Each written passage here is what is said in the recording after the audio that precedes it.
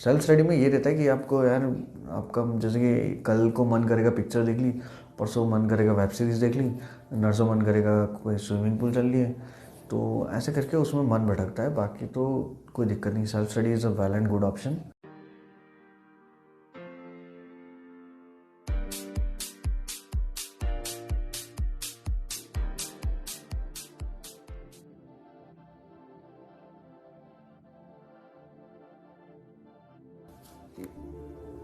अगला क्वेश्चन था self study enough है क्या जेई के लिए। हाँ, कुछ अगर छूट जाता है तो मैं डेफिनेटली मुझे कमेंट्स में डाल दीजिएगा, मैं अगले अपने जो कन्वर्सेशन होगा उसमें कवर दे दूँगा। सेल्फ स्टडी इनफ है क्या जेई के लिए। सेल्फ स्टडी बहुत है, मतलब आप कर सकते हैं, सेल्फ स्टडी से भी हो जाता है।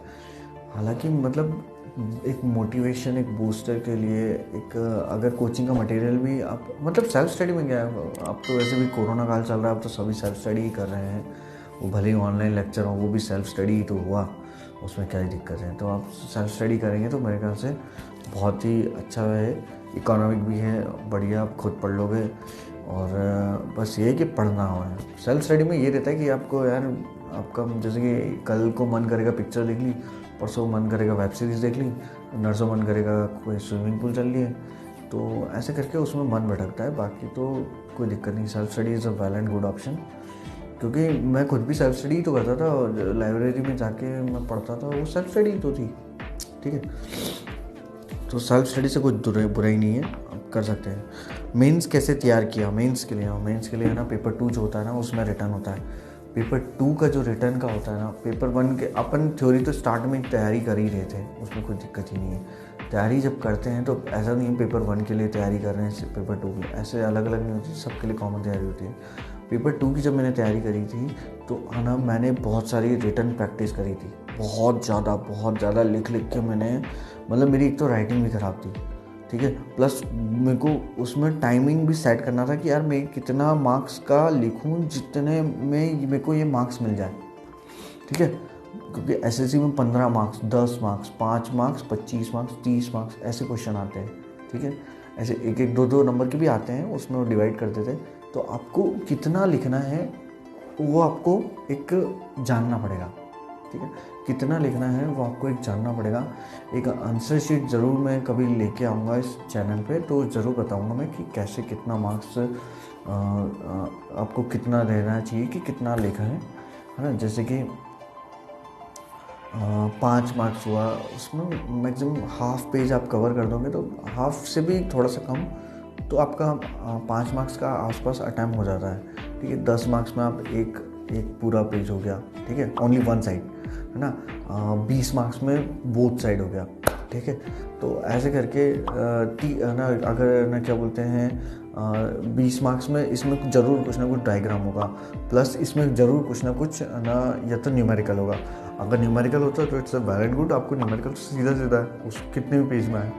अगर डायग्राम है तो डायग्राम बिल्कुल आएगा ही आएगा। प्लस दूसरा जो मेंस होता है उसका बहुत तेज़ प्रैक्टिस करिए आप, उसका लिखने का बहुत मेन है ना। न्यूज़पेपर की जो आर्टिकल्स होते थे उनका भी मैं लिखता था, सिर्फ एक आर्टिकल को लिखने का मैं अपना एक टाइमिंग का बहुत तेज़ लिखने। मेरा जो ऐप का डिज़ाइन था ना वो भी बहुत घटिया बनता था, तो मैं उसको भी बहुत सारा चेंजेस लाया था, मैं बहुत कोशिश करता कि उसको चेंज करूँ। मेरे हाथ दुखने लगते थे जब मैं रिटर्न प्रैक्टिस करता था।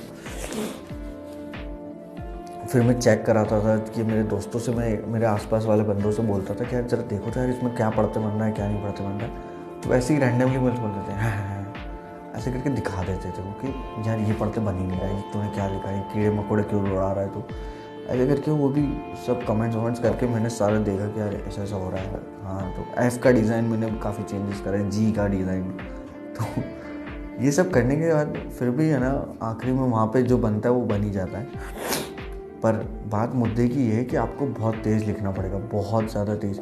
मैंने जब मेंस का पेपर दिया था तो छोटे बच्चों की तो टेबल आती है, सरकारी स्कूल में आपको वो दिया जाता है सेंटर, प्लस सरकारी नहीं तो प्राइवेट भी दिए जाएंगे, तो छोटे छोटे बच्चों को सेंटर वो दिए थे टेबल, तो उसमें ना तो टांग पाँव पूरे फंस सकते हैं, पूरे अच्छे से पाँव बैठ सकते हैं, ना तो कुछ कर सकते हैं। तो हुआ ये कि उसमें जब लिखा तो मतलब मैंने जैसे ही पेपर मिला बस उस वक्त से लिखना चालू करा, और मैंने एक बार भी गर्दन ऊंची नहीं करी, अपनी इन्विजिलेटर को देखा भी नहीं मैंने कौन है कौन नहीं है।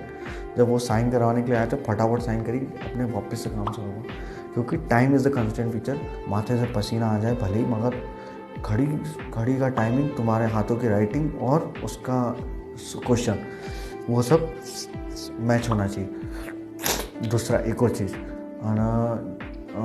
अगर मेंस में आंसर लिख रहे हो, ठीक है, 6 क्वेश्चन आते हैं, 5 क्वेश्चन अटैम्प्ट करने रहते हैं, तो पहले ही डिसाइड कर लो कि 6 में से कौन से करने वाले हो, ठीक है।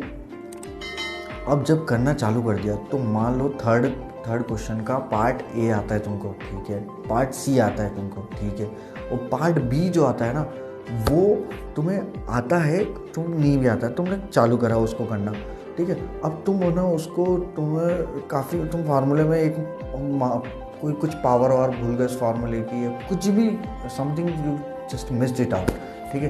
तो यू जस्ट आपको उसको फिर है ना उसको काट के फिर आप उस थर्ड बी को कहीं और रेफ़र करोगे, तो पता है आप उस थर्ड बी को तो सही करके वहाँ लिख दोगे, पर आप यहाँ टाइम लूज़ कर जाओगे। यहाँ टाइम ही चाहिए, उस एग्ज़ाम को क्रैक करने के लिए टाइम ही चाहिए।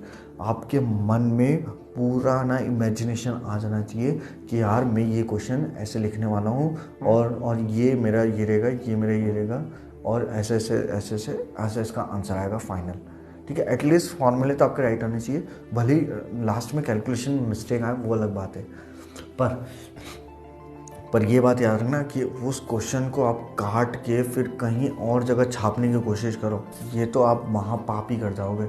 फिर आप भूल जाना उसी पल पे, जब काटो तो सोच लेना कि यार आपका सिलेक्शन अब डाउट में आ जाएगा, ठीक है। तो एक चीज़ ये याद रखना, ठीक है।